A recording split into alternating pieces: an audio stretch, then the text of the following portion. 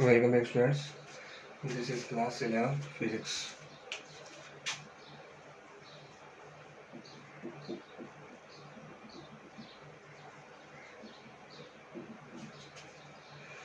Dear students, today we will discuss about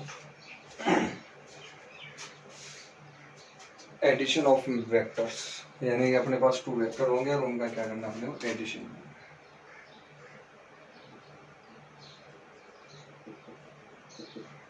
addition of vectors, कोई भी vector है 2 और मोर देन 2 और उन वेक्टर्स का क्या करना अपने को स्टूडेंट्स एडिशन करना है। एडिशन, हमें वेक्टर की एडिशन की जरूरत क्यों पड़ती है, किस तरीके से अपन 2 वेक्टर्स को ऐड कर सकते हैं, उस चीज़ों के बारे में अपने को क्या करनी है स्टूडेंट्स स्टडी करनी है। तो डियर स्टूडेंट्स, सपोज दैट यहाँ हमारे पास कोई ब्लॉक है, कोई भी जिसका मास है m। हमने इस ब्लॉक को फोर्स लगाया इधर, suppose that this force is 5 Newton, okay. और एक फोर्स लगाया हमने। अच्छा, अगर आप इस साइड में फोर्स लगाओगे तो सिंपल सी बात है कि ये आपका जो ऑब्जेक्ट है, ये जो ब्लॉक है, ये आपका राइट साइड में इधर मूव करना शुरू करेगा, ठीक है। लेकिन क्या हो अगर मैं इस पर एक की जगह 2 फोर्स लगाऊं, suppose that I am also applying any other force like this, इधर मैंने लगाया 2 न्यूटन। अब क्या होगा इस ब्लॉक के साथ कि एक तरफ तो right hand side I am using 5 newton force and upper side we are applying 2 newton force. तो अगर मैंने यहाँ पे 2 न्यूटन लगाया और यहाँ पे मैंने लगाया 5 न्यूटन फोर्स, तो डियर स्टूडेंट्स यहाँ पे होगा क्या कि आपका जो ब्लॉक है वो ना तो इस साइड में जाएगा ना ही वो ऊपर की ओर जाएगा। आपका जो ब्लॉक है वो ना तो अपर साइड जा सकता है ना ही वो राइट साइड मूव करेगा। तो क्या होगा ब्लॉक के साथ? तो डियर स्टूडेंट्स, आपका ये जो ब्लॉक है वो आपका इन दोनों के ही बीच में किसी डायरेक्शन में मूव करना शुरू कर देगा। ये होगा रिजल्टेंट। इसे क्या कहेंगे? रिजल्टेंट, क्योंकि रिजल्ट आपका ये निकल रहा है। तो अब इसका मतलब ये नहीं है कि इधर 5 लगा और इधर 2 लगा तो ये वाला ना 7 न्यूटन हो जाएगा, गलत।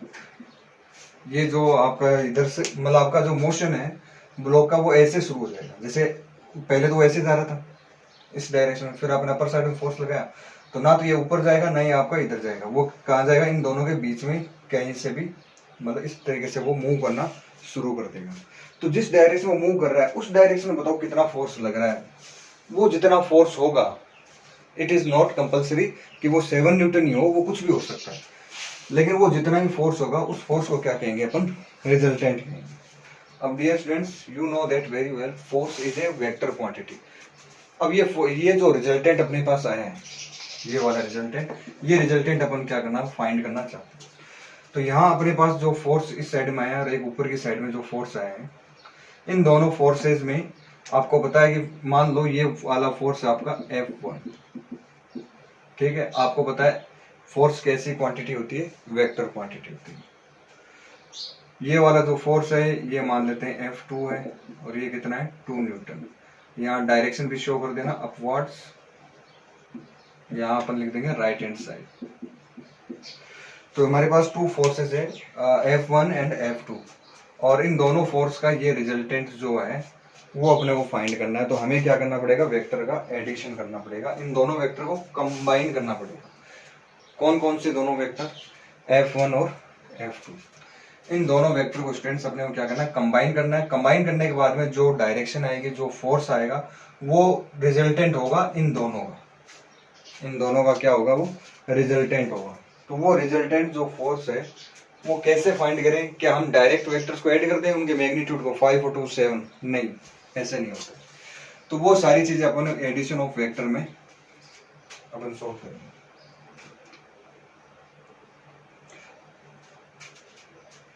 तो डियर स्टूडेंट्स, देखिए अपन इसको कैसे करते हैं। तो वेक्टर ऑफ एडिशन में सबसे पहला जो रूल है वो है ट्राइंगल रूल।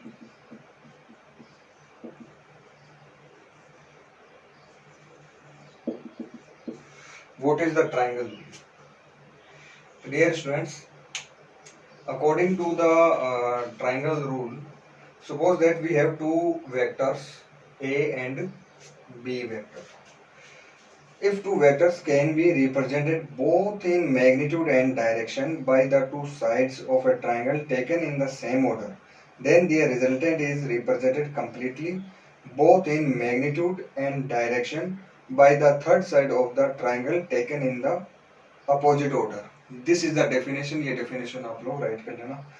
तो स्टूडेंट्स ट्राइंगल लॉ ये कहता है कि आपके पास मान लो कोई टू फोर्स है, एक तो फोर्स ए है और सॉरी टू वेक्टर्स है, एक वेक्टर ए है, दूसरा वेक्टर मान लो यहाँ पे है बी, और ये ना दोनों कंटिन्यूस वेक्टर है, यानी कि पहला वेक्टर जहाँ खत्म हुआ दूसरा वेक्टर वहां से शुरू हुआ. अगर इस तरह की सिचुएशन है, अगर कोई टू वेक्टर्स इस तरीके से अगर आप ड्रॉ कर सकते हो, तो ये ट्राइंगल के अगर टू साइड मान के चलते हैं, तो ट्राइंगल की जो थर्ड साइड है ये वाला, ये ना इन दोनों के रिजल्टेंट को क्या करेगी, शो करेगा, ए प्लस बी. अगर टू फोर्सेस या टू वेक्टर्स इस तरीके से कंडीशन दे रखी है, तो ट्राइंगल का जो थर्ड साइड होगा ना, ट्राइंगल का जो थर्ड साइड वो इनके जो रिजल्टेंट है उसको क्या करता है, शो करता है. अब मान लो एक वेक्टर ए है इस डायरेक्शन में,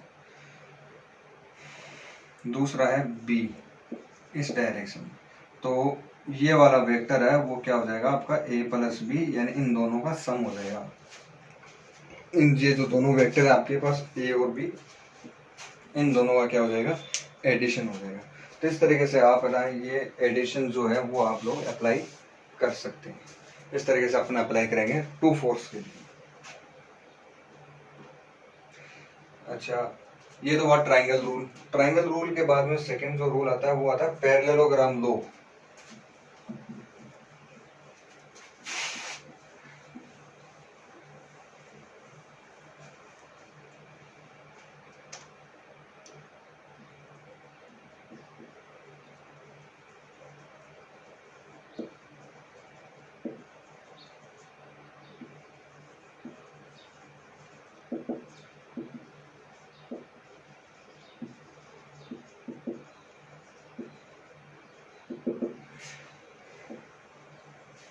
Dear students, this is the second law, parallelogram law of vector addition. यानी कि पैरेललोग्राम जो लॉ है वेक्टर एडिशन का, वो कौन सा लॉ है, इसके बारे में अपने क्या करनी, स्टडी करनी. सपोज दैट आपके ना ट्राइंगल लॉ में तो मैंने ये सोचा था, एक वेक्टर अगर ऐसे है दूसरा ऐसे है, तो इन दोनों का जो एडिशन है ना वो ये वाला होगा. ये था ट्राइंगल लॉ. लेकिन क्या पता आपका वेक्टर इस तरीके से ना दिए हुए. सपोज दैट वेक्टर आपके ऐसे दिए हुए हो जो एक ही पॉइंट से दोनों वेक्टर स्टार्ट होते हो, लाइक दिस, जैसे कि अभी मैंने पहले डायग्राम बनाया था. अगर ये आपका ए वेक्टर है तो ये वो आपका बी वेक्टर है. तो अब अपने को ए और बी का क्या करना है, एडिशन करना है. यानी दोनों वेक्टर एक ही पॉइंट से स्टार्ट हो रहे हैं, ए और बी. ये जो दोनों वेक्टर स्टूडेंट्स, ये दोनों एक ही पॉइंट से क्या हो रहे हैं, स्टार्ट हो रहे हैं. In this condition what will be the resultant, यानी इस कंडीशन में जो रिजल्टेंट वेक्टर है वो क्या होगा, वो स्टूडेंट्स अपने को फाइंड करना है. तो so students how can we find it, ये चीज अपन कैसे फाइंड करें. तो डियर स्टूडेंट्स, पैरेललोग्राम लॉ ये कहता है कि अगर आपके पास टू वेक्टर्स इस तरीके से है कि एक पैरेललोग्राम की एडजेसेंट साइड्स है, तो आप है ना, जैसे ये वाला वेक्टर है ए, तो यहाँ पे एक वेक्टर ए और हो सकता है, ये बी है तो ये क्या हो सकता है, बी वेक्टर हो सकता है. तो इनका जो डायगोनल है, ये क्या है, इस पैरेललोग्राम का डायगोनल है, वो इन दोनों के एडिशन को शो करेगा. यानी ये जो डायगोनल है ये आपके ए प्लस बी के इक्वल होगा. अब यहाँ कुछ बच्चे सोच रहे होंगे कि पीछे वाले क्वेश्चन में 5 और 2 7 क्यों नहीं हुआ. देखो 5 और 2 जो है ना वो मैग्नीट्यूड था उन वेक्टर्स का मैग्नीट्यूड. अगर मान लो ए वेक्टर, ये वेक्टर एडिशन है, ये क्या है, वेक्टर एडिशन. अब मान लो इसका मैग्नीट्यूड सपोज दैट 4 है और इसका मैग्नीट्यूड 2 है. तो इसका मतलब ये नहीं कि ये थर्ड वाला ना 4 + 2 6 हो जाएगा, नहीं, वेक्टर एडिशन होगा. अब ये वेक्टर एडिशन करना कैसे है, वो अलग है. यानी कि अपनी जो नॉर्मल मैथ्स है उससे थोड़ा सा अलग होता है.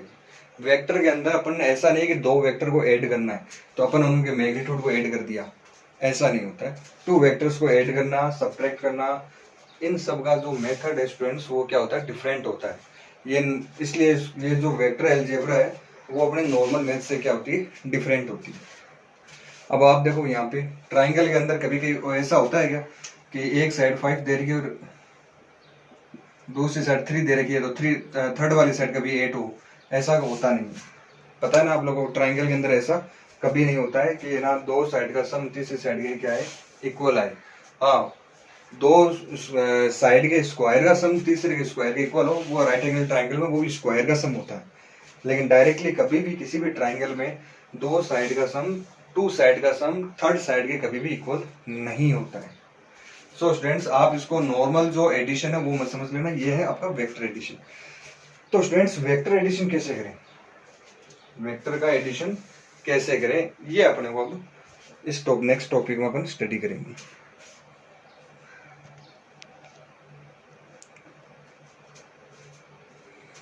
ओके स्टूडेंट्स, नेक्स्ट थिंग अपन बात करते हैं वेक्टर एडिशन फिर करें कैसे। कोई ऐसा फॉर्मूला बनाते हैं जिससे अपन वेक्टर, टू वेक्टर दे रखे हों तो उनको अपन ऐड कर सकें। तो सपोज दैट स्टूडेंट्स, अपने पास टू वेक्टर्स है लाइक दिस। ये मान लो वेक्टर ए है और यहाँ दिस इज वेक्टर बी, और इनके बीच में जो एंगल है वो कितना है, थीटा एंगल है। We have two vectors A and B और दोनों बीच में जो एंगल है वो कितना है, थीटा। तो इन दोनों वेक्टर्स का जो रिजल्टेंट है वो यहाँ आएगा ऐसे, आर वेक्टर होगा और वो होगा ए प्लस बी वेक्टर के इक्वल होगा। ये हमने पैरेललोग्राम 2 में पढ़ा था। ये मान लो सपोज करो एक पैरेललोग्राम अपन ड्रॉ कर लेते हैं इस तरीके से।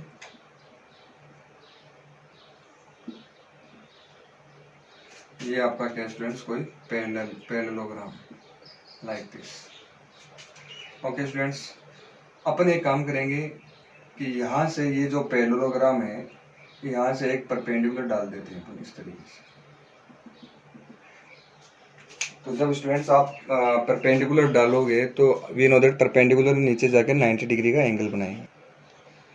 ओके स्टूडेंट्स, इस तरीके से अपना डायग्राम बन जाएगा। यहाँ से हमने क्या किया, एक परपेंडिकुलर लिया, ये वाला जो वेक्टर है इसको थोड़ा सामने आगे की ओर किया।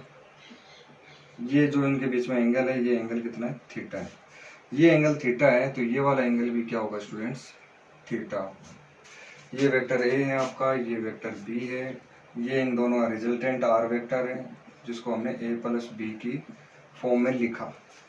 अब अगर मैं आपसे पूछूं कि अगर ये 5 है, इसका मैग्नीट्यूड 2 है, तो फिर इसका रिजल्टेंट जो आएगा, इनका इन दोनों का जो रिजल्ट आएगा उसका मैग्नीट्यूड क्या होगा, इसके बारे में अपने को क्या करना है स्टूडेंट्स, डिस्कस करना है।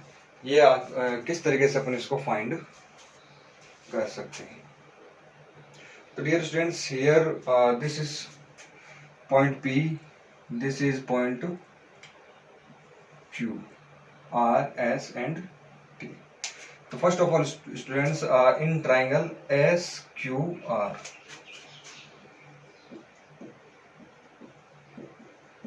तो अपन जो स्टूडेंट्स ट्राइंगल ये जो है SQR इसकी बात करते हैं, तो इसमें अगर मैं आपसे पूछता हूँ what is the value of sine theta, तो अपने को पता है साइन थीटा का फॉर्मूला क्या होता है, परपेंडिकुलर अपॉन हाइपोटेनियस। परपेंडिकुलर है SR एंड हाइपोटेनियस है SQ। This is our equation first. फिर अपन बात करते हैं what is the value of cos theta, PB base upon hypotenuse, base है QR और हाइपोटेनियस क्या है आपकी SQ। तो इस तरीके से अपन sine theta and cos theta की जो वैल्यूज है वो अपन स्टूडेंट्स इसमें फाइंड कर सकते हैं। अब है ना दूसरा ट्राइंगल लेते हैं, ये वाला, this is also right angle triangle PRS।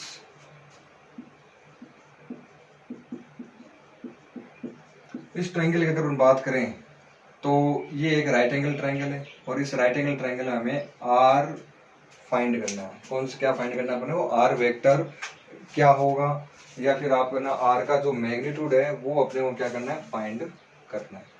तो कोई भी वेक्टर हो स्टूडेंट्स, इस ट्राइंगल में मैं लिख सकता हूँ PS का स्क्वायर इक्वल होता है PR का स्क्वायर प्लस SR का whole square.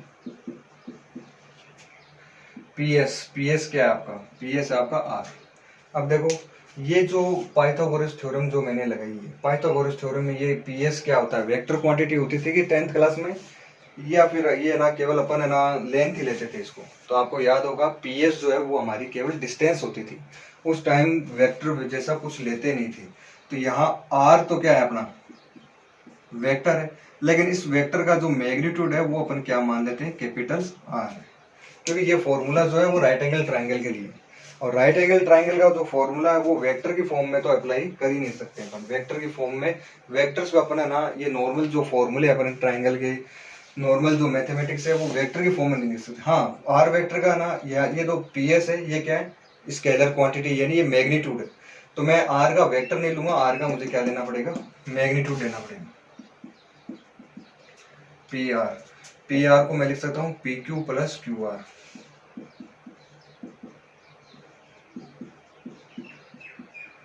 Plus S R का होल स्क्वायर।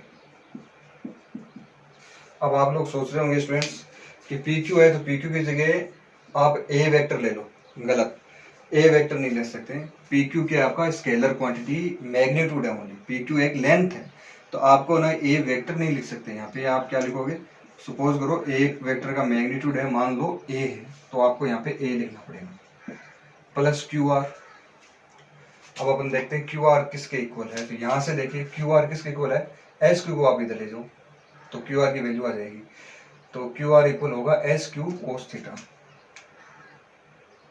यहाँ से निकाल लेते हैं Q R is equal to S Q cos theta, और एस क्यू एस से क्यू, देखो ये आपका बी वेक्टर है तो ये वाला भी क्या होगा, बी वेक्टर होगा, लेकिन हम बी वेक्टर नहीं लिख सकते, यहाँ पे बी वेक्टर का क्या लेंगे, ओनली मैग्नीट्यूड। तो एस क्यू किसके इक्वल होगा, बी कोस थीटा के इक्वल होगा।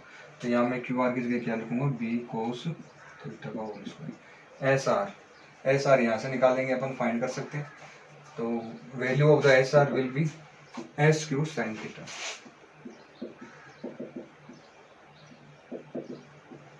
एस क्यू किसके इक्वल है students, S Q again it is equal to B, S Q किसके इक्वल है, बी के, what magnitude of B is B, so B sine theta हो जाएगा। तो यहाँ आ जाएगा बी साइन थीटा का whole square, r square is equal to a का square b square cos square theta plus 2ab cos theta plus b square sine square theta, r square is equal to a square, इसमें और इसमें B square ले लेना common, तो अंदर बचेगा cos square theta plus sine square theta plus 2ab cos theta. यहाँ आ जाएगा आपके पास r square is equal to a square plus b square plus इसकी वैल्यू 1 हो जाएगी, तो आगे बचेगा 2ab कोस थीटा। तो आर जो आएगा आपका a square plus b square plus 2ab cos theta. Okay students, this is the formula to find the r. जो अपने पास आर आया है, कैपिटल आर आप यहाँ देख रहे हो, तो ये आर वेक्टर नहीं फाइंड किया मैंने आर वेक्टर जो है वो अपन ने फाइंड नहीं किया। आर वेक्टर तो कैसे फाइंड करेंगे, ए वेक्टर और बी वेक्टर को आप डायरेक्ट, अगर आपको ना इसका वेक्टर दे रखा है और इसका वेक्टर दे रखा है तो आप है ना इसको फाइंड कर सकते हो डायरेक्ट ऐड करके। अदरवाइज स्टूडेंट्स हमें अगर आर का मैग्नीट्यूड फाइंड करना है, सपोज करो कि ए वेक्टर है वो आपको दे रखा है, इसका मैग्नीट्यूड 5 है, और बी वेक्टर का मैग्नीट्यूड अगर मान लो 2 है, तो 5 प्लस 2 7 नहीं होगा। आपको क्या करना पड़ेगा, यहाँ आपको 5 रखना पड़ेगा। देखो ए की वैल्यू कितनी है, 5 है, मैग्नीट्यूड कितना है 5, यहाँ ए का स्क्वायर यानी कि ए के मैग्नीट्यूड का स्क्वायर है, तो ए की जगह 5 रखना पड़ेगा, बी की जगह 2 रखना पड़ेगा, फिर वापस ए और बी की वैल्यू, फिर कोस थीटा, इन दोनों वेक्टर के बीच का आपको एंगल भी दिया हुआ होगा। वो एंगल अगर आपको दिया हुआ है तो आप फाइंड कर सकते हो, अदरवाइज आप फाइंड नहीं कर सकते। ओके स्टूडेंट्स, इस डेरिवेशन से रिलेटेड जो भी न्यूमेरिकल वगैरह वो अपन नेक्स्ट वीडियो में और स्टडी करेंगे। Thank you, have a nice day. उस न्यूमेरिकल से आपको अच्छे से समझ में आएगा।